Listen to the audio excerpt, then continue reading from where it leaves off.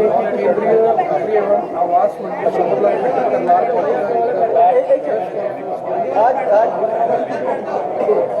यहाँ से शुरू होगा। आज की पत्रकार वार्ता में आप सबका काफी स्वागत अभिनंदन है।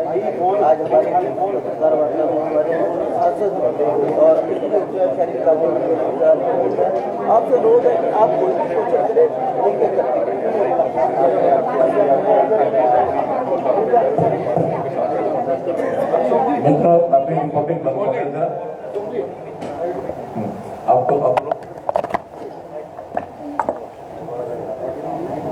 आप सभी का इस पत्रकार वार्ता में हार्दिक स्वागत व अभिनंदन है।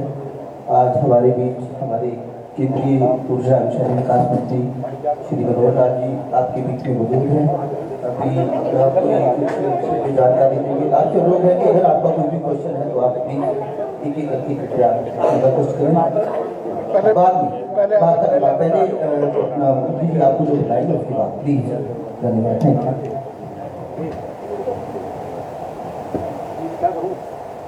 आज इस प्रेस वार्ता में पधारे सभी पत्रकार व छायादार साथियों का जिला भारतीय जनता पार्टी की तरफ से अभिनंदन है। आज जो निकाय चुनाव को लेकर हमारा जो करनाल संकल्प पत्र है, नगर पालिका इंद्री का, नीलोखेड़ी का और असंध का और करनाल नगर निगम का, तो उसके बारे में हमारे केंद्रीय मंत्री माननीय मनोहर लाल जी आपके समक्ष रखेंगे। वो देंगे जी विमोचन। आप लोग पीछे वाले खड़े हो जाओ सारे और हम बैठे रहते हैं।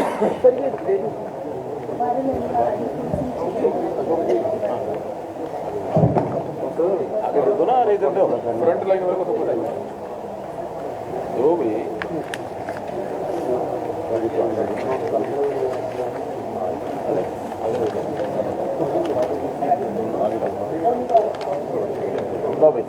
पीछे है नहीं सबके पास, कोई नहीं, जितना है जितना है।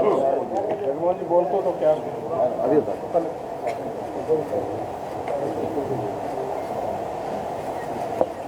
चल जी सर। देखो, सबसे पहले तो आपको आज शिवरात्रि का दिवस है और आपको बहुत बहुत इस अवसर की उत्सव की बधाई हो, शुभकामना हो।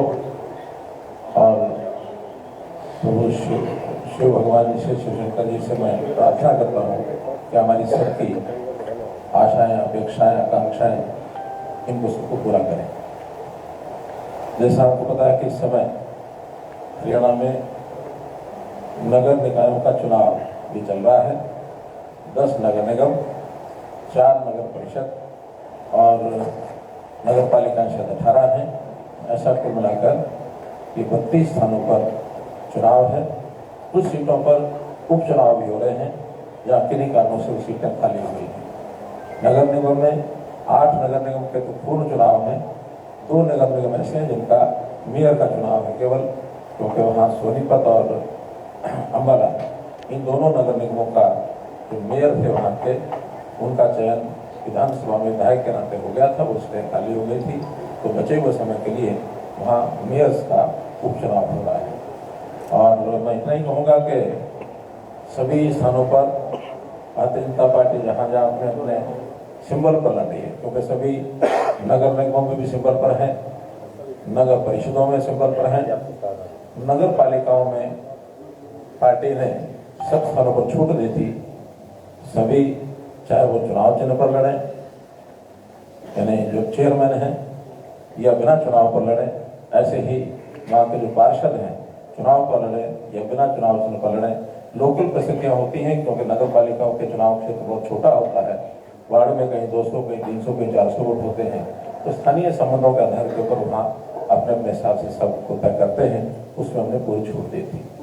जहाँ जहाँ भारतीय जनता पार्टी के प्रत्याशी चुनाव चिन्ह पर लड़ रहे हैं, अभी तक की रिपोर्ट है सब जगह भारतीय जनता पार्टी को भारी समर्थन मिलता हुआ वहाँ दिख रहा है। और अधिकांश स्थानों के ऊपर मैं समझता हूँ भारतीय जनता पार्टी के पार्षदों का चुनाव होगा। जहाँ तक नगर निगम है, 10 के 10 नगर निगमों में और हमारे जो मेयर चुने जाएंगे, अधिकांश पार्षद चुने जाएंगे।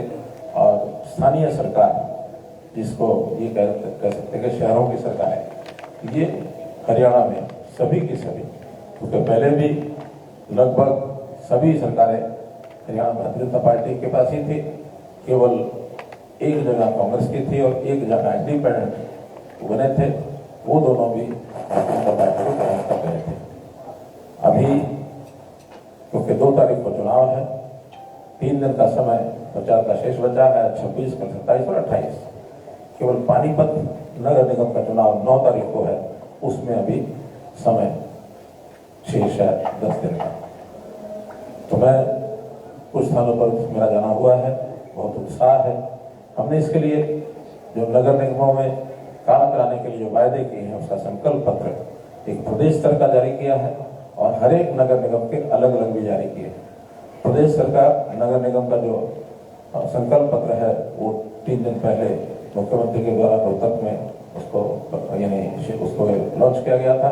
आज करनाल निगम का, बल्कि सभी नगर निगमों के संकल्प पत्र आज ही जारी किए गए हैं। आपको सभी प्रदेश के जो संकल्प पत्र है उसकी कॉपी तो मिल गई होगी, अन्यथा आपके जो मेल एड्रेस के ऊपर उसको भिजवा दिया जाएगा। मोटे रूप से जो शहरों की समस्याएं होती हैं, जो सिविक कम्युनिटीज होती हैं, जिसमें गलियां हैं, नालियां हैं, सड़कें हैं, लाइट्स, स्ट्रीट लाइट्स हैं, पार्क्स हैं, अथवा स्वच्छता के काम हैं या लाइब्रेरीज के विषय हैं, तो ऐसे जितने भी सामान्य काम होते हैं वो सबके सब काफी अच्छी मात्रा में हमने पहले भी किए हैं। 2 शहर हमारे, चाहे करनाल या फरीदाबाद है, वो स्मार्ट सिटी के रूप में भी यहाँ लगभग 1,000 करोड़ रुपए का बजट बना करके वो चल रहे हैं। कुछ उसमें बचे हैं, वो करनाल के भी अब पूरे हो जाएंगे। ठीक है सर, ठीक है। तो करनाल के बहुत कम काम बचे हैं, अगले शायद जून जुलाई तक इसे पूरे होंगे। उसे मुख्य रूप से फ्लाईओवर जो घंटाघर चौक फ्लाईओवर का एक प्रोजेक्ट, बड़ा प्रोजेक्ट जो रुका है, वो बनना शुरू हो गया है और वो भी अगले कुछ समय में उसको पूरा करने की स्थिति आ जाएगी। और इस बार शहरों के अंदर जो विशेष बातें हमने विचार की हैं उसमें डिजिटलाइजेशन, क्योंकि जितनी सरकारी सेवाएं हैं वो मैनुअल तरीके से देने की कोशिश कर रहे हैं, लेकिन उसमें कहीं ना कहीं कमी रह जाती है। उसकी रिपोर्टिंग, उसका डाटा, ये उसको जितना ठीक ढंग से हम करेंगे, ICCC दोनों स्मार्ट सिटीज जो बना है, उसके अलावा भी सभी नगर निगमों में ICCC का एक प्रोजेक्ट ये हमने बनाना शुरू किया है, ताकि शहर की सब व्यवस्थाओं को उसमें जोड़ा जा सके। पानी की मात्रा कितनी आ रही है, कहाँ का पानी सप्लाई हो रहा है, लाइट, स्ट्रीट लाइट कहाँ जल रही है, कहाँ नहीं जल रही है, उसकी जानकारी भी ICCC पर मिलती है। सीवरेज की सारी व्यवस्थाएं भी उस पर मिलती हैं। ट्रैफिक की सारी व्यवस्थाएं भी उस पर जानकारी ली जा सकती है, किस चौराहे पर कितना ट्रैफिक जाम हो गया, कितना नहीं है, पुलिस को उसकी सहायता मिलती है। कभी कभी ये जो गाड़ियां हैं, गुमशुदा गाड़ियां होती हैं, उनके ऊपर भी नजर रखी जा सकती है। कुछ अनवांटेड लोग शहर के अंदर कहाँ घूम रहे हैं, कहाँ नहीं घूम रहे हैं, पुलिस वाला भी पीछा करती है उन लोगों का, लेकिन ऐसे चेहरों को पहचानने में ICCC के माध्यम से जो कैमराज से उनकी पहचान की जाती है, तो चिन्हित करके वो व्यक्ति शहर की बाउंड्री में कहीं भी अगर मिलता है तो उसको पहचान लिया जाता है और वह जल्दी उसकी सूचना पुलिस को मिल सकती है। तो ऐसे ICCC के माध्यम से मौसम की जानकारी भी उसको मिलती है। एक सब सर्विस को कोऑर्डिनेटेड तरीके से, एक समन्वित तरीके से और लोगों को दिया जा सके, उसमें तत्परता ये उसमें बढ़ाई जा सके, इस नाते से इस पर जोर दिया गया है। अभी लाइब्रेरीज की व्यवस्था, और वो भी एक प्रकार से आधुनिक लाइब्रेरी जिसमें इंटरनेट भी हो, उसमें ही शामिल करके और अच्छी लाइब्रेरीज बनाने का भी हमने विषय निकाला है, किया है। इसके अंदर हर बड़े शहर में एक अत्याधुनिक सभागार ये बनाया जाए, यानी म्यूनिसिपैलिटी, नगर निगम की ओर से और म्यूनिसिपैलिटी की ओर से, ताकि उसमें लोग जो अपने सामूहिक कार्यक्रम है ठीक से कर सकें। सीवरेज की व्यवस्था कहीं कहीं काफी खराब है, खास करके पुराने शहरों में। कुछ शहरों के अंदर सालों साल पुराने जो सीवरेज हो गए हैं, और ये विषय क्योंकि केंद्र सरकार में भी मिनिस्ट्री ऑफ हाउसिंग और मिनिस्ट्री ऑफ अर्बन डेवलपमेंट मेरे पास ही है, तो हमने इस बार पूरे देश भर के लिए 1 लाख करोड़ रुपया challenge fund, urban challenge fund इस नाते से रखा है कि शहर की ऐसी पुरानी समस्याएं या ऐसे जो पुराने शहरों के हिस्से उसमें रीडेवलपमेंट किया जाए, उसके ऊपर भी हमने 1 करोड़ रुपए का और राशि उसके लिए रखी है। हर स्टेट को वहाँ के शहरों के आबादी के हिसाब से उसको किया जाएगा। और इसी प्रकार शहरों में जहाँ जहाँ भूमि के झगड़े हैं और कारपोरेशन से जुड़े हुए हैं, उन सब झगड़ों को समाप्त करने के लिए जैसे हमने पिछली बार योजना बनाई थी कि 20 वर्ष से ज़्यादा जिन प्रॉपर्टीज के ऊपर लोगों को अपना उसका उपयोग कर रहे हैं, उनके कब्जे हैं, उनके पटा उनके लिखा हुआ लीज की ऐसी जमीनें हैं, किराए की ऐसे प्रॉपर्टीज हैं, वो सब एक नॉमिनल राशि लेकर के उनको उनका नाम किया गया है। इसी प्रकार के जितने भी ऐसी चीज़ों का हक ये उनको मिलेगा। और जो खास करके अवैध कॉलोनियाँ हैं, उन अवैध कॉलोनियों भी नियमित करके जहाँ कहीं सरकारी जमीन पर बनी है और सरकार को उस जमीन की आवश्यकता उतनी ज़्यादा नहीं है, तो उनको भी मालिकाना हक देने के लिए कुछ राशि लेकर उनको किया जाएगा। और महिलाओं के लिए, महिलाओं के नाम अगर कोई हम राशि कोई प्रॉपर्टी करते हैं तो उसमें स्टाम्प ड्यूटी में 25% की छूट भी दी जाएगी। तो ऐसे विषय हैं जो प्रदेश स्तर के ऊपर और ये सब किए गए हैं। सफाई व्यवस्था में भी कुछ कठिनाइयाँ हैं। सरकारी व्यवस्था जहाँ कहीं कठिनाई आती है वहाँ प्राइवेटाइजेशन इसको भी बढ़ावा दे रहे हैं। PPP मॉडल पर डोर टू डोर कलेक्शन है या फिर उसकी सेग्रीगेशन है, उसकी प्रोसेसिंग है, ये सारी व्यवस्थाएं भी प्रदेश में पहले से चल रही हैं। और एक प्रोजेक्ट जैसे सोनीपत में देखते हैं तो वेस्ट टू एनर्जी वो सफलतापूर्वक चल रहा है। 15 मेगावाट का वो पावर प्लांट चल रहा है। हमने फरीदाबाद और गुड़गांव में 2 जगह NTPC को दिया है वेस्ट टू चारकोल, उससे कोयला बनाएंगे और उस कोयले को अपने थर्मल प्लांट्स में यूज करेंगे, उपयोग करेंगे। ऐसे ही वेस्ट टू एथेनॉल, इसके भी कुछ प्रोजेक्ट लगाए जा रहे हैं। कहीं कहीं खाद के लिए भी उस वेस्ट का उपयोग किया जाता है। उसमें जो इनर्ट होता है उसको जहाँ फिलिंग के लिए जो मिट्टी चाहिए होती है, उस मिट्टी की जगह उस फिलिंग के लिए भी उसका उपयोग किया जाता है। सड़कों के निर्माण में जो इस प्रकार की सामग्री है जो सड़कों के निर्माण में उसको पीस करके, पत्थर है अथवा पॉलीथीन है अथवा ऐसी चीजें जो सड़क के निर्माण के मटेरियल में काम आ सकते हैं, उसको उपयोग कर रहे हैं। पराली का भी जहाँ कहीं हालांकि शहरी विकास के नाते से नहीं है, इसको ग्रामीण क्षेत्र के अंदर पराली का जो जलाने की विषय आता है, पराली की व्यवस्था भी हमने काफी की है ताकि पोल्यूशन कम हो और पराली को इकट्ठा करके उसके पैलेट्स बनाए जाए। वो पैलेट्स भी थर्मल में काम आ सकते हैं अथवा उद्योग में और भी काम आ सकते हैं। इस ओर भी काफी हम आगे बढ़ रहे हैं।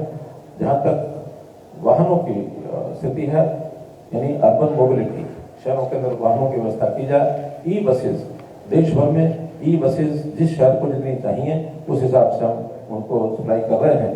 करनाल में भी ई बसेज हम शायद हमारी 5 बसेज कितने आई पहले 5 बसें पहले आई हैं।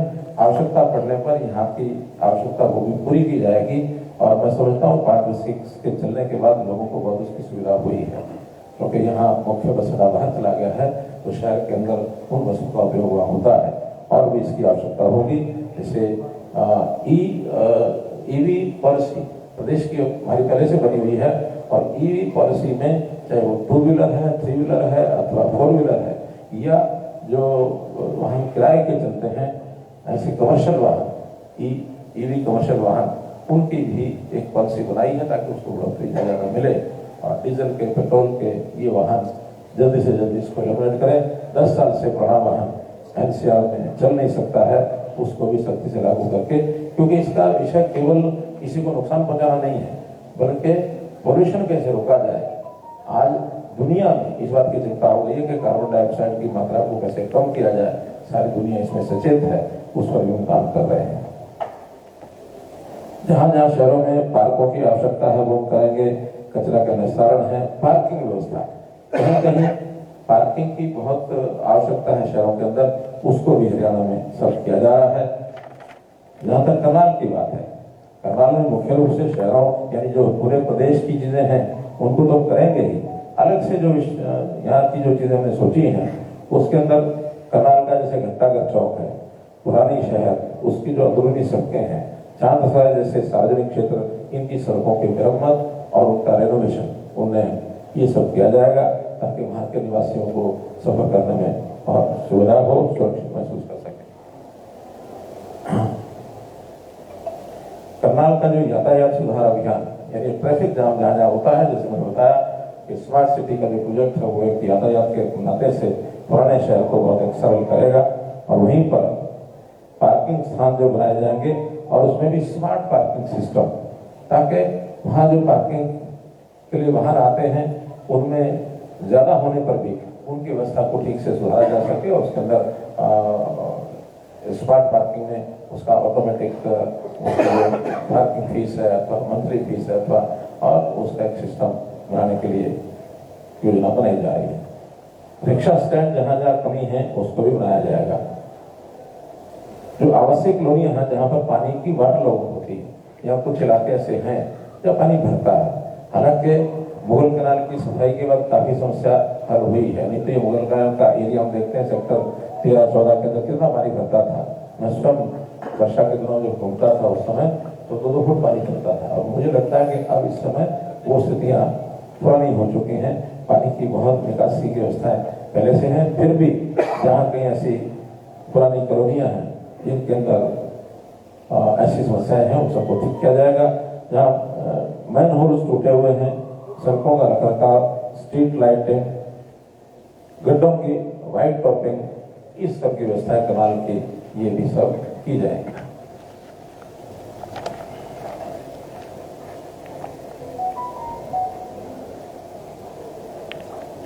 अनियमित कॉलोनियों का जो नियमितीकरण का जो प्रक्रिया है वो पहले से चालू है, उसको और जरा तेज किया जाएगा। यहाँ की जितनी कॉलोनी है उनको सबको नियमित करके और वहाँ पर विकास के काम को और तेजी दी जाए। पशुओं को, जो आवारा पशु हैं, बेसहारा पशु, उसके प्रबंधन के लिए भी इस पर विशेष ध्यान दिया जाएगा और जरूर हम नगर निगम में इसके ऊपर ध्यान देंगे। इसके लिए सहायता प्रदेश से भी की जाएगी।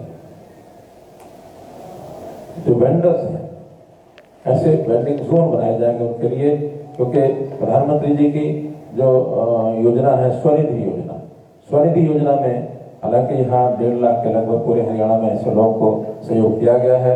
पहले बारी में 10,000 रुपये का लोन को मिलता है, वो वापस करे तो फिर 20,000 रुपये का मिलता है, उसको वापस करते तो 50,000 रुपये का लोन मिलता है। इस संख्या को और बढ़ाया जाएगा ताकि जो वेंडर्स हैं गलियों में, मोहल्लों में जो अपना सामान बेचते हैं या मेन बाजार में भी कहीं रेडी खड़ी लगाते हैं, ऐसे छोटे छोटे जो व्यापारी दुकानदार हैं उनकी सहायता के लिए इसका और विस्तार किया जाएगा।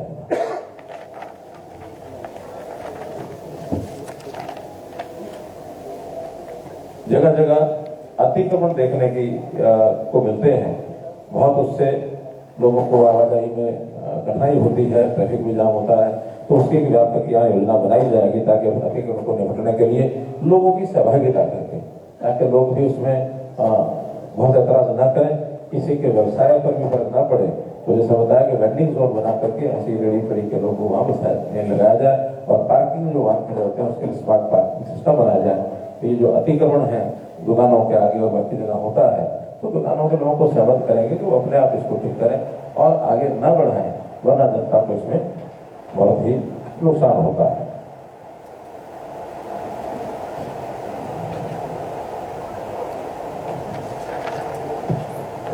मित्रों, छोटे काम करने के लिए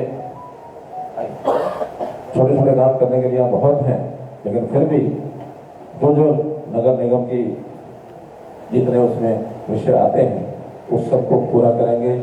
शहर को जैसा स्वच्छ बनाने की बात तो है ही है, लेकिन कभी कभी जो वर्षा के दिनों में डेंगू देखने को मिलता है, तो डेंगू मुक्त शहर बनाया जाए, कहीं भी पानी खड़ा न रहे, उस पर योग्य समय पर, उचित समय पर योग्य व्यवस्था की जाए। पानी कोई दवाई का छिड़काव करना है, थोड़ा पाउडर डालना है, जो भी कुछ है उसमें, नालियों के अंदर इस प्रकार से जो मच्छर बैठते हैं उनके प्रजनन को रोकने के लिए दवाई ये छिड़कने का काम भी कारपोरेशन में खासतौर पर और जो नगर पालिका है उसमें भी खासतौर पर ये सारे काम किए जाएंगे। जो मैं काम बता रहा हूँ इसमें उचित काम जो चाहे नगर पालिकाओं के, नगर परिषद के अथवा नगर के सबके सब कामों पर हम ध्यान देंगे और बजट के लिए प्रदेश की ओर से एक्स्ट्रा जो सहायता है वो भी करने का मन हमारे मुख्यमंत्री जी ने बनाया है। पहले हम अपने बजट का जो प्रदेश की अपनी आय होती है, SOTR उसको बोलते हैं, स्टेट ओन टैक्स रेवेन्यू, उसका 7% और शहर और गांव में दिया जाता है। इस बार उसको बढ़ाने के लिए वो कोई न कोई योजना ऐसी बना रहे हैं ताकि उसमें बजट जो है नगर पालिकाओं का, नगर निगमों का, उस बजट को और बढ़ाया जाए। CCTV कैमरास जहाँ भी आवश्यकता है, जहाँ की डिमांड है, उन CCTV कैमरास को भी और बढ़ाया जाएगा ताकि पुलिस का जो कंट्रोल रूम है CCTV कैमरास को उनके साथ जोड़ा जाए ताकि किसी प्रकार की दुर्घटना अपराध की होती है उसको कैसे रोकना है, इसमें CCTV कैमरास भी बहुत सहायक होंगे। तो कुल मिलाकर के शहर में जो भी कोई व्यवस्था खराब है उसको ठीक करना ये नगर निगम का काम होता है। हमारे सभी पार्षद अपने अपने क्षेत्र में वो सब जागरूक रहते हैं और जागरूकता के नाते शहर की छोटी बड़ी सब समस्याओं को हल करने के लिए हमारे नगर निगम के विचार करते हैं। हमारी मेयर की हमारी कैंडिडेट जो पहले से 2 बार से मेयर हैं निर्मला गुप्ता, वो इस बार हमारी कैंडिडेट हैं और पार्षद भी हमारे 20 के 20 पार्षद, उसकी सूची आपको मिली गई होगी। तो उस नाते से उस सूची के हिसाब से हमारे कुछ पार्षद तो पहले भी पार्षद थे, दोबारा से वो चुनाव लड़ रहे हैं और कई जगह पर नए पार्षद यानी नए कैंडिडेट भी पहली बार जो चुनाव लड़ रहे हैं वो भी आए हैं और सबकी अपनी एक अच्छी छवि है, उस नाते से सब मैदान में उतरे हैं। और मैं समझता हूँ कि हर एक पार्षद और हमारे मेयर अच्छे मतों के माध्यम से जनता को जिताएगी। आज उसका जो उत्साह देखने को मुझे मिला, हालांकि कार्यक्रम तो एक सामाजिक धार्मिक कार्यक्रम था, हमारा कोई राजनीतिक कार्यक्रम उसमें नहीं था, लेकिन जो कि एक उत्सव है और उत्सव के नाते से सब लोग उसमें भागीदार होते हैं। वहाँ के उत्साह से ही पता लगता है कि लोग हमारे नेताओं को देखने के लिए, उनसे मिलने के लिए कितना उनमें उत्साह था। ये उत्साह अपने आप इंगित करता है कि लोगों में, हमारे सिस्टम में, हमारे पार्टी में, हमारे नेताओं के अंदर एक विश्वास और एक जिसको कहना चाहिए एक सम्मान कि पूरा है, उसका परिणाम को जरूर मिलेगा। इतनी बात मुझे कहनी थी, फिर भी अगर कोई बात आपको बोलनी हो बताने सिंगल पिलर फ्लाईओवर की बात हो रही है, आपने भी की है। कांग्रेस के प्रत्याशी कह रहे हैं जनता से पूछेंगे अगर मैं बनता हूं तो काम बंद कर दिया जाएगा, ऐसा उनका कहना। सिंगल पिलर फ्लाईओवर ये जो बंदा देखिए क्या होता है, इसमें व्यापारी भी होते हैं, जनता भी होती है, इसमें जो वाहन के चलाने वाले लोग होते हैं, ये सबका मिला जुला मत होता है। और कभी कभी यथास्थिति बनाए रखने में रुचि लोगों की होती है, नई व्यवस्थाओं पर आना लोगों को कठिन लगता है। मैं एक उदाहरण देता हूँ आपको, वो उदाहरण रोहतक का। आप लोगों से कोई रोहतक गया होगा तो रोहतक में डॉक्टर अम्बेडकर चौक, जहाँ महिला कॉलेज है, वहाँ से फ्लाईओवर शुरू होता है और नया जो पुराना बस अड्डा है भिवानी रोड और हिसार रोड जहाँ से मिलते हैं, लगभग 5 किलोमीटर का फ्लाईओवर है। जब बनना शुरू हुआ तो उसमें व्यापारियों ने विरोध किया, कुछ लोगों को समझाया, कुछ चुप रहे, कुछ को थोड़ा सख्ती भी करनी पड़ी। आज वो सब व्यापारी कहते हैं कि हम नर्क से स्वर्ग में आ गए, क्योंकि वहाँ जो ट्रैफिक जाम होता था 2-2 घंटे ट्रैफिक जाम होता था और 2 घंटे ट्रैफिक जाम में उनका जो ग्राहक बैठा है वहाँ बैठा है, वो कहता है रास्ता खुल जाए तो मैं उठूंगा, वो उठ के जाता नहीं है, नया ग्राहक आता नहीं है। और वहाँ ग्राहक को जो गाड़ी खड़ी करने की जगह भी नहीं मिलती तो ग्राहक वहाँ से निकल करके वो घुसता ही नहीं, वो बाहर अपनी दूसरी मार्केटों में जाता है। आज जो बाहर से एक साइड से दूसरी साइड में आने जाने वाला ट्रैफिक है, वो ट्रैफिक को जो पहले 1 घंटा पर निकलता था शहर को पार करने में 2 घंटे लगते थे, वो 10 मिनट में शहर को पार करके निकल जाता है। उस ट्रैफिक वालों को भी लाभ हो गया, दुकानदारों को भी लाभ हो गया।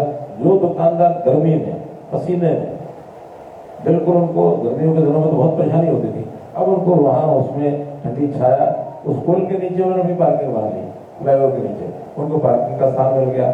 छोटे छोटे व्यापार करने वाले लोग, पके भुके वाले, वो सब उसके नीचे वेंडर जोन आ गया। तो केवल व्यापार के लिए नीचे जगह बची, जो शहर को पार करने वाले लोग थे वो सब वहाँ से हट गए, तो शहर को लाभ हुआ है। आज जो व्यक्ति सेक्टर 13-14 साइड से और जिसको रेलवे स्टेशन जाना है, वो ट्रैफिक पूरा उसमें निकलता है। अगर वो ट्रैफिक सारे का सारा बाहर जाता है तो नीचे केवल ग्राहक बचेगा, केवल व्यापारी रहेगा। व्यापारी और ग्राहक उसका अपना संबंध है, उनको जितनी सुविधा हो जाती है उसका उनको लाभ होता है। आज उनको लगता होगा कि हमारा काम बंद हो जाएगा, क्योंकि स्वाभाविक है जब कोई निर्माण होता है तो कुछ समय वो उनको परेशानी सहन करनी पड़ेगी, लेकिन एक बार 2-4 महीने परेशानी होगी और जीवन भर जो उसका सुख होगा, बनने के बाद ये प्रसव पीड़ा को भूल जाएंगे। लेकिन सर, कल सर एक फैसला आया है सुप्रीम कोर्ट का 1984 दंगों को लेकर, उस पर आपकी क्या राय है? उम्र कैद की सजा सुनाई गई है, 40 साल बाद लंबे समय से ये मामला लंबित पड़ा था। किसी भी नीचे के जो कोर्ट होते हैं वहाँ इफ बट्स लोग लगा करके अपनी शंकाएं व्यक्त कर सकते हैं, लेकिन जब कोई चीज सुप्रीम कोर्ट के द्वारा फैसला किया जाए तो हमेशा उसी को मानना होता, वही अच्छा है। वैसे तो फैसला अपने आप में अच्छा है, लेकिन सुप्रीम कोर्ट ने किया है तो इसके आगे कुछ नहीं है। सुप्रीम कोर्ट ने जो फैसला किया वो अच्छा किया है, उससे हो सकता है कुछ हमारे भाइयों के ऐसे जो लोग उनके खिलाफ कार्रवाई करना चाहते थे, जिन्होंने अपील की थी, वो उनको फांसी की सजा देना चाहते होंगे, सज्जन कुमार को दिलवाना चाहते होंगे, लेकिन फांसी की सजा न देकर के कोर्ट ने उम्र ताउम्र कैद, आजीवन कारावास, ये जो सजा दी है, तो मैं समझता हूँ कि एक न्याय हुआ है ऐसे लोगों के प्रति जिन्होंने इसकी शिकायत की है, और बहुत घिनौना काम मेरी तरह से किया। आप करनाल में एयरपोर्ट को संभालना है, आप जो है करनाल में एयरपोर्ट की संभावनाएं तलाश रहे थे, क्या प्रगति हुई इसमें? देखिए, अभी भी हमारा जो एयरपोर्ट का विस्तार है उसके लिए जमीन हमने ले ली है, शायद कितने 28 एकड़ की नहीं थी लगभग, लेकिन उसके विस्तार के लिए जो 3000 फुट का पट्टी है उसको 4000 तक, उसमें एक सड़क गांव की आती है, उस गांव के लोग थोड़ा बना रहे हैं कि थोड़ा सा ऊपर से घूम आना पड़ेगा, तो उसके लिए ही प्रकरण चल रहा। बाकी उसका विस्तार का योजना पूरी बन चुकी है और वो बड़े जहाज कर सकेंगे, अभी तो बहुत छोटे जहाज। सर, रैपिड मेट्रो कब तक पहुंच जाएगी? करनाल का काम शुरू किया जाएगा रैपिड मेट्रो का, क्योंकि ये विषय हमारे डिपार्टमेंट से जुड़ा हुआ है। उसमें पहले लगभग जब मैंने डिपार्टमेंट संभाला उस समय एक विषय था कि इसकी कॉस्ट को लेकर के नई टेक्नोलॉजी वो एक आई थी, जिसमें लगभग 50 करोड़ रुपया पर किलोमीटर का अंतर था, 350 करोड़ रुपए का उसमें खर्च था। अभी नई टेक्नोलॉजी उसको जरा अध्ययन करने में उसको सारा फाइलों पर क्लियर हो जाए, सब उसकी टेस्टिंग हो जाए, तो वो 300 करोड़ पर आई है, वो क्लियर हो चुका।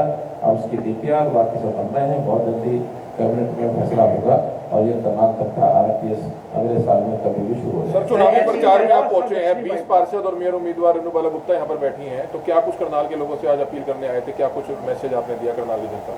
स्वाभाविक है, मैं यहाँ आया हूँ तो यहाँ के सांसद होने के नाते, भारतीय जनता पार्टी के कार्यकर्ता के नाते, नेता के नाते मेरा जनता से अपील है, सभी हमारे नगर पालिकाएं और सभी हमारे नगर परिषद जहाँ जहाँ भी चुनाव हो जाए, बाई इलेक्शन है करनाल का, न केवल करनाल बल्कि पूरे प्रदेश भर में सभी शहरी मतदाताओं से मेरी अपील है कि ज़्यादा से ज़्यादा वोटों से हमारे इन सब प्रत्याशियों को जिताएं। और मैं विश्वास दिलाता हूँ कि जैसे हमारी प्रदेश सरकार लगातार तीसरी टर्म हम लोग आगे बढ़ रहे हैं, अच्छा काम कर रहे हैं, केंद्र में तीसरी बार सरकार बनी है, मोदी जी के नेतृत्व में अभी अच्छा काम कर रहे हैं, ऐसे ही करनाल में भी तीसरी बार बन रही है, कहीं दूसरी बार बनेगी। तो ऐसे लगातार चलने वाले जो भारतीय जनता पार्टी के प्रति लोगों की सहानुभूति और लोगों का समर्थन 2014 के बाद प्राय सब चुनाव में हम आगे बढ़ने किसी पीछे नहीं हटे हैं, चाहे केंद्र है, चाहे प्रदेश है, चाहे स्थानीय शहरी चुनाव है, चाहे ग्रामीण चुनाव है, किसी चुनाव में पीछे नहीं हटे हैं। अब ये तो हमारे विपक्षियों को सोचना पड़ेगा कि वो जनता में अपना स्थान क्यों नहीं बना पा रहे। जिस प्रकार से वो चल रहे हैं, चाहे उनका नेतृत्व है, चाहे उनकी नीतियां हैं, चाहे उनके पुराने किस्से लोगों के सामने हैं, लोग पुराने किस्से सोच करके सुन करके कई बार थ्रिलिंग हो जाती है कि अगर ये दोबारा आएंगे तो फिर वैसे ही करेंगे। तो हम एक शुद्ध सात्विक शासन प्रशासन की व्यवस्था। सर, कांग्रेस की क्या हालत चल रही है? विपक्ष को ही भाजपा में आप ले रहे हैं, विपक्ष के सारे नेता ही भाजपा में आ रहे हैं। सरदार त्रिलोचन सिंह आपके सामने चुनाव लड़ चुके हैं, ऐसे कौन से भांग के पकौड़े खिलाए कि सभी कांग्रेसी नेता भाजपा में आ रहे हैं एक करके? आज शिवरात्रि है तो इसलिए आपको भांग के पकौड़े याद आ रहे हैं। कांग्रेस छोड़कर बीजेपी में ज्वाइनिंग की है, हालांकि उन्होंने ये भी कहा है कि उन्होंने विधानसभा चुनावों में बीजेपी का साथ दिया, तो क्या बीजेपी उन पर विश्वास कर सकती है?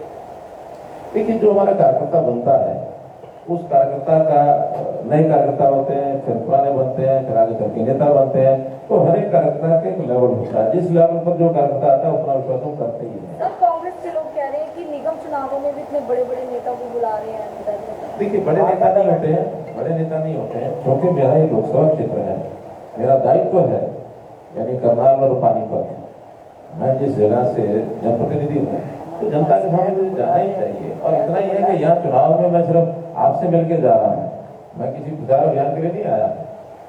शिवरात्रि में सर, एक करनाल से जुड़ा हुआ एक सवाल है। सर, एक रिंग रोड बन रहा है जो करनाल में, एक ये बात चल रही है कि जब भी ये रिंग रोड बन जाएगा इसका टोल जुड़ेगा बस्ताड़ा टोल टैक्स के अंदर, ऐसा कुछ है?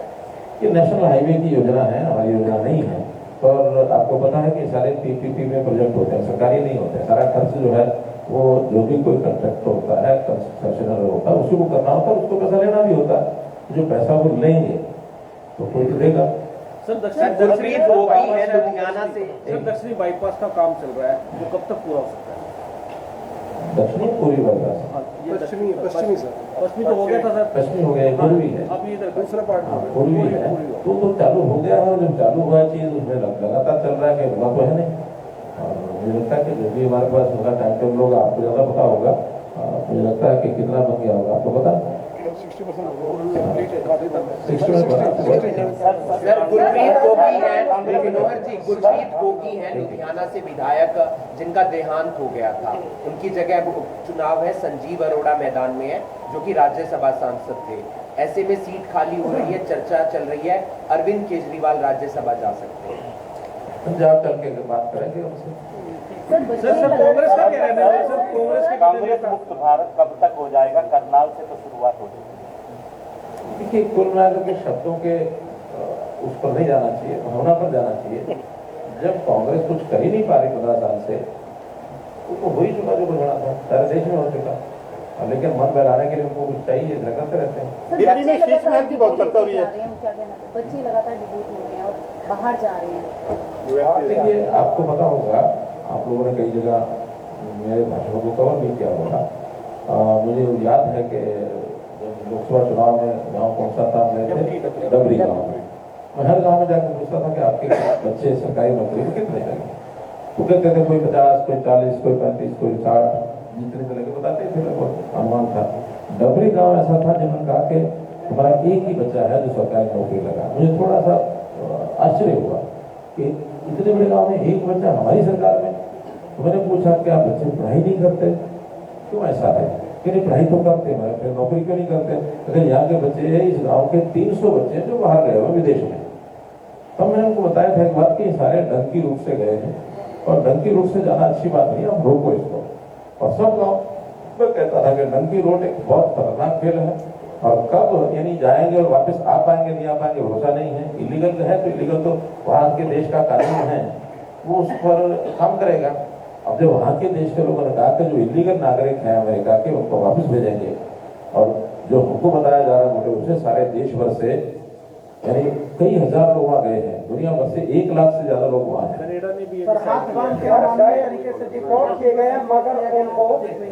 देखिए, हर देश का अपना कानून है।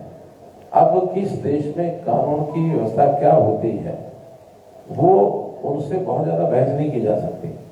अपराधी तो है ना, उस देश के अपराधी हैं। हमारे देश के लोगों ने गलत काम किया है और हम उनको पहले कहते रहे, बहुत सहानुभूति दिखाने की जरूरत नहीं है। आज भी मैं कहूंगा कि इस रूट को छोड़ना चाहिए। हमारे बच्चों को जैसे नशे में घुसते हैं, ऐसे रिपोर्ट भी उसी प्रकार की एक समस्या है। हम सहानुभूति क्यों दिखाते हैं? ठीक है, जैसे लाए यहाँ से छोड़ के, आज हम कम से कम उनको काम दे सकें कोई, हमारी चिंता ये है। हम छोटी छोटी बातों को लेकर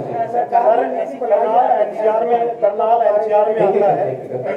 एनसीआर में आता है, जैसे 10 और 15 साल का जो प्रावधान है वाहनों का, तो मिडिल क्लास का एक सपना होता है एक बार वाहन खरीदना, तो जो आरसी बनती है उतना पूरा समय भी नहीं दिया जाता, तो इस पे थोड़ी राहत मिलती है। 15 साल की बनी होती है, लेकिन 10 साल का समय होता है डीजल का।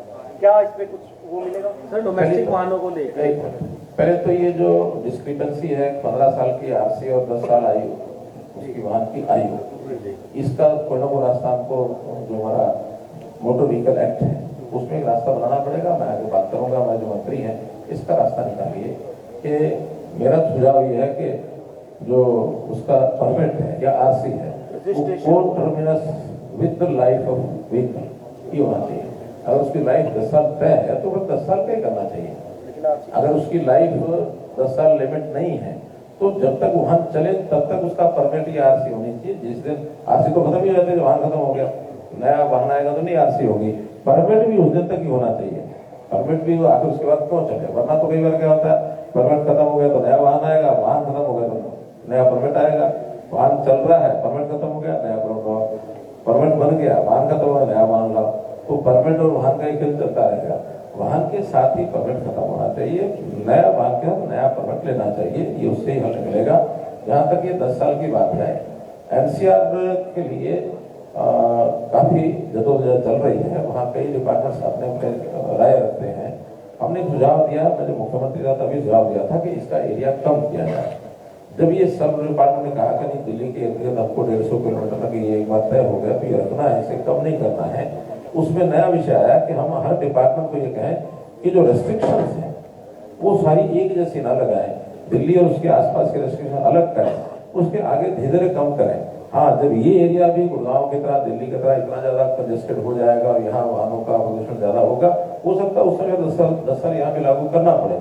ये निर्णय भी होना शेष है, जो होगा बताएं। करनाल एनसीआर में करनाल है या नहीं है? आप जो कह रहे हैं सुझाव दिया, इसके ऊपर अब अमल में लाया जा रहा है? अभी प्रोसेस में है और प्राइम मिनिस्टर के ये विषय जाएगा और हम बैठ के अपनी बात करेंगे, और ये अभी नया प्रपोजल एनसीआर प्लानिंग बोर्ड का जब आएगा उसमें फैसला। करनाल यमुनानगर रेलवे लाइन का सर अवैध से वैध पिछली की गई कॉलोनियों की आज तक रजिस्ट्री नहीं करा पाते मकान मालिक, क्या कहना चाहेंगे इस बीच में?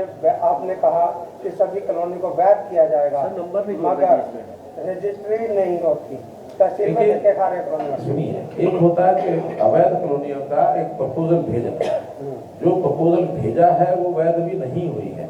जो वैध प्रदेश सरकार यूएलबी डिपार्टमेंट कर देगा, जिस दिन वैध करेंगे उस दिन के बाद तो मुझे लगता है कि रजिस्ट्री नहीं रुकती होगी। क्या है? नहीं, उसके बाद नहीं रुकती। जो दूसरा नंबर पैच रह गया, उन पैचों की दिक्कत आ रही है। जो पैच बीच में है तो भी वैध में नहीं डले ना वो। हाँ जी। एक पुराने समय से यहाँ कांग्रेस के टाइम से सिस्टम क्या था कि कॉलोनी को जो वैध करते थे उसमें जो बने हुए मकान थे उनका एक डाटा लेकर के उसको वैध कर देते थे। बीच में जो खाली प्लॉट है उसको वैध में नहीं मानते थे। हमने उसको बंद कर दिया कि हम जब आए हैं तो अब जो कॉलोनी उसका मानो वैध करने का विषय तो पूरी की पूरी कॉलोनी होगी। इतना ही है कि जो मकान बने हुए नहीं है उसके चार्जेस थोड़े ज्यादा लेंगे और जो मकान पहले से बन गए उसके चार्जेस थोड़े कम लेंगे। तो चार्जेस में अंतर डाल करके उन प्लॉट्स को भी वैध करेंगे।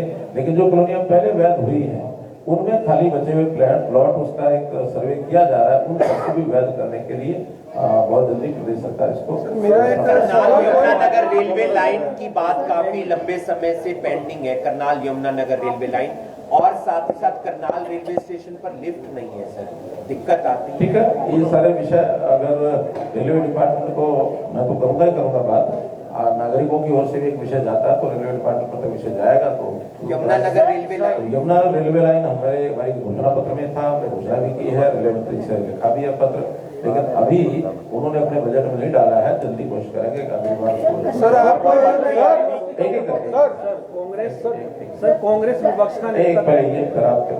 सर करनाल में क्राइम लगातार बढ़ता जा रहा है, व्यापारी धरे। देखिए, कुछ बातें आप किस उस एंगल से कर रहे हैं मुझे मालूम नहीं है, लेकिन मुझे ऐसा कोई आभास नहीं है कि करनाल में कोई इतना बड़ा कोई क्राइम बढ़ता जा रहा है, उसका खतरा बढ़ता जा रहा है। सामान्य घटनाएं होती है, नहीं होनी चाहिए, लेकिन ये पैनिक फैलाने की जरूरत नहीं है। सर कांग्रेस विपक्ष का नेता तय नहीं कर पा रही, कभी किसी को बिठा देते हैं, कभी किसी को बिठा देते हैं, कभी किसी को, उपवास बनता है, फिर इसके बारे में क्या कहना चाहिए? चलते कांग्रेस वालों घर चलते हैं और कुछ कहेंगे। सर एक कोई बड़ा प्रोजेक्ट जो है करनाल को मिलने जा रहा है आने वाले समय में, आप कोई नया सुझाव देंगे तो विचार करेंगे। सर जो कॉलोनी में खाली प्लॉट पड़े हैं वहाँ पर गंदगी के ढेर लगे थे, लेकिन उन पर भी कोई कानून नहीं बनना चाहिए। सेक्टरों में 30% जो प्लाट है उन पे काम होना चाहिए, कोई बना सकते जरूर होना चाहिए। इस बात का सुझाव हमने नगर निगम में पहले भी कहा था कि जो खाली प्लॉट है वहाँ गंदगी ना पड़े और कम से कम वहाँ कोई डस्टबिन टाइप ऐसे रखेंगे ताकि उसमें डाल सके, वहाँ से उठ करके जाए। नया जो नगर निगम बनेगा उसमें व्यवस्था जरूर कराएंगे कि जहाँ कहीं इस प्रकार के खाली प्लॉट हैं वो गंदगी लोग ना डालें तो किसी कंटेनर में डालें ताकि शासक रूप से। एक सुझाव है सर, आपके संकल्प पत्र में ग्रामीण एरिया को टच नहीं किया गया, उनके विकास को लेकर तो कहीं ना कहीं वो वंचित रहते हैं और वहाँ के ग्रामीण एरिया में ये कहते हैं भाई विकास न होने की वजह से हम तो पहले पंचायत में ठीक है, इस तरह की बातें आ रही है। जो नगर निगम में गांव आ गए हो, अब ऐसे गांव में विकास के नाते से हमने सीवरेज की व्यवस्था तो पहले बताई है उनको कि जो बड़े गाँव ऐसे सीवरेज वहाँ डलेगा और जो लाइट होगा, ये सारे काम हम पहले घोषणा कर चुके हैं। लेकिन जो कि नए जुड़े हैं उस गति से, जिस गति से पहले काम हुआ शहरों में, उसी गति पर एकदम तो नहीं आता है, धीरे धीरे कुल मिलाकर के 2-3 साल इसमें लग जाते हैं कि उस गति में वो काम आ जाए। करनाल के लोगों की काफी मांग रही है, करनाल से दिल्ली जाते हैं 3-3 टोल देने पड़ते हैं, तो उनके लिए आगे कुछ अगर हट सके करनाल के लोगों को राहत मिल सके। नहीं, वो राहत तो सारे देश में ही मिलनी चाहिए, सरकारी करारों को मिलनी चाहिए, लेकिन ये यूजर चार्जेस है। कोई समय होता था सड़कें सेवा के नाते सरकार बनाती थी, वो समय निकल गया है। जितना बड़ा इंफ्रास्ट्रक्चर हुआ है, इस इंफ्रास्ट्रक्चर में अब जो सारा इंफ्रास्ट्रक्चर है, जैसे हम रेल का किराया देते हैं, वैसे सड़क का ये किराया है एक प्रकार का। कोई समय था करनाल से दिल्ली पहुंचने में, सड़क में जाने में 2.5-3 घंटे लगते थे, अब मैं 2.25 घंटे में आ जा गया उस समय। तो जिस स्पीड से सड़कें बनी हैं, मैं चंडीगढ़ से जब दिल्ली जाता था तो 6.5 घंटे बस में लगते थे, आज 4 घंटे पहुंच जाते हैं। तो ये अच्छा हमारे वाहनों का वियर एंड टियर बचा है।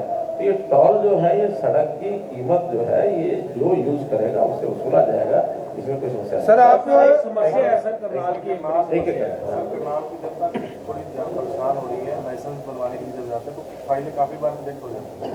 कौन से किस ड्राइविंग लाइसेंस के लिए इशू है सर। प्राइवेट कंपनी को के साथ जो MOU को दिया गया सर, अपने आप जगमोहन जी ये नोट करो, और प्रदेश सरकार में जो डिपार्टमेंट बात करो कि लाइसेंस तो प्रोएक्टिव सर्विस सारी कर रहे हैं, तो ये होनी चाहिए। सर एक मेरा सवाल है कि आप उस पर काम चालू है, एक बार खुद विधायक जी ने भी डाला था उस पर काम चालू 10 साल मुख्यमंत्री भी रहे, अब केंद्र में मंत्री हैं। करनाल के लिए कोई बड़ी इंडस्ट्री आए, बच्चों को रोजगार मिले, जो आपने डंकी रूट से बाहर जाने की बात की, करनाल को बड़ी उम्मीद है आज भी कि करनाल में कोई बड़ी इंडस्ट्री आएगी, क्योंकि आप खुद सेंटर में हैं, मोदी जी के नजदीक है। तो कुछ करनाल के लिए ऐसा प्लान चल रहा है? देखिए, फुटवेयर पार्क की बात यह चली है और उसके लिए वो जल्दी व्यवस्था करेंगे कि जो इंडस्ट्रियल जो डेवलपमेंट है उसमें फुटवेयर पार्क की बात हमने केंद्र तक पहुंचाई है, और मुझे लगता है शीघ्र ही कोई बल्कि अपने स्पीकर साहब हैं, उन्होंने 1000 एकड़ जमीन का प्रबंध हमको बताया है कि गोंडा विधानसभा में 1000 एकड़ जमीन की उन्होंने बात कर रखी है, और प्लास्टिक फुटवेयर और एक इंडस्ट्री शायद फार्मा इंडस्ट्री। वैसे तो यहाँ एग्रीकल्चरल इम्प्लीमेंट्स की भी काफी इंडस्ट्री है, तो ऐसे ही सब करेंगे। वरना जो घरेलू उद्योग है, घरेलू उद्योग धीरे धीरे बहुत ऐसी इंडस्ट्री फैल रही है, उसमें फुटवेयर तो यहाँ जैसे आज इस बाजार में से हम आए हैं, घर घर में घरेलू यानी जूतों का उद्योग है, तो इस नाते से 2-3 उद्योग के ऊपर थोड़ा प्रॉपर्टी आईडी की बात करें तो याची कंपनी प्रॉपर्टी आईडी गलत बनाई, पेमेंट भी हो गई। निकाय मंत्री ने कहा था याची कंपनी पर कार्रवाई करेंगे, ना तो प्रॉपर्टी आईडी ठीक हुई और ना ही कार्रवाई की। प्रॉपर्टी आईडी पर बहुत काम किया है, और अब प्रॉपर्टी आईडी की जो प्रॉब्लम्स पहले थी बहुत कम हो गई होगी, लेकिन फिर भी प्रॉपर्टी आईडी की तकलीफ, बड़ी तकलीफ तो ये लोगों की थी कि बनाई क्यों जा रही है। लेकिन जिनकी प्रॉपर्टी आईडी बन गई है, उनको जो लाभ हुआ है, उस लाभ से उनसे पूछो कि प्रॉपर्टी आईडी बनने के बाद उनके रिस्क खत्म हो गए, प्रॉपर्टी झगड़े खत्म हो गए, प्रॉपर्टी रजिस्ट्री आसानी से होती है। तो प्रॉपर्टी भी एक ऐसी चीज है, जैसे व्यक्ति है ऐसे प्रॉपर्टी की आईडी जरूरी है। प्रॉपर्टी आईडी छोड़ दी जाए लोगों का, तो ये जो सुझाव वो ठीक नहीं है। प्रॉपर्टी आईडी बननी चाहिए, ठीक जानकारियां देंगे तो ठीक बनेगी। जहाँ तक याशी का विषय है, याशी के लोगों ने टेंडर ले लिया, लेकिन प्रॉपर्टी आईडी बनाने में उसमें लापरवाही बहुत बढ़ती है। ये सरकार कोई ना कोई उसके शामिल हो रहे हैं क्या?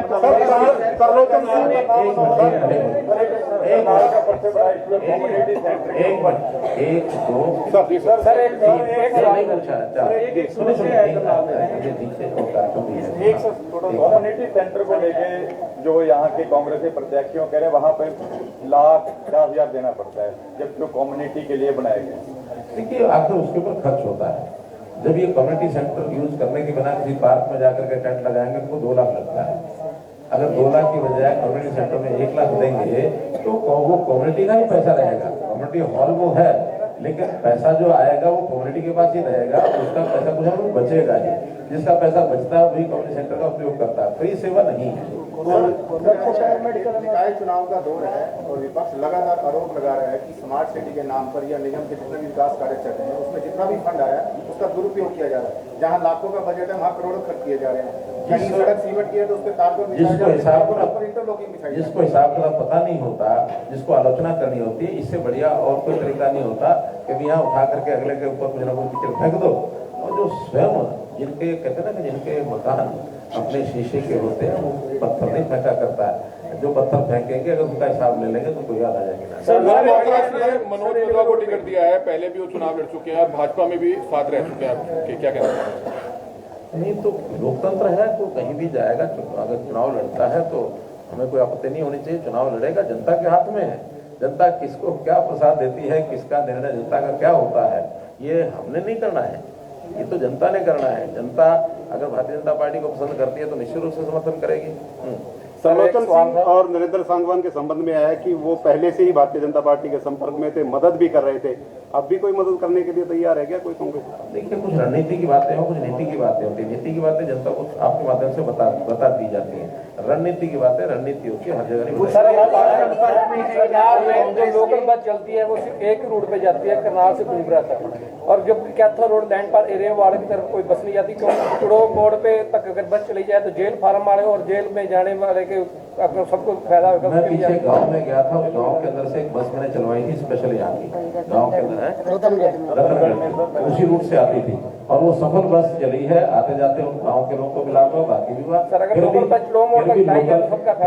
बस अभी 5 है और नई 5 या 10 बसें और जो आएंगी उसमें से इन रूट्स का सर्वे करके उसको कराया जाएगा। 20 पार्षदों की जीत का दावा किया जा रहा है, क्या मनोहर लाल का काम बोलता है? आज गीत में आपने सुना है।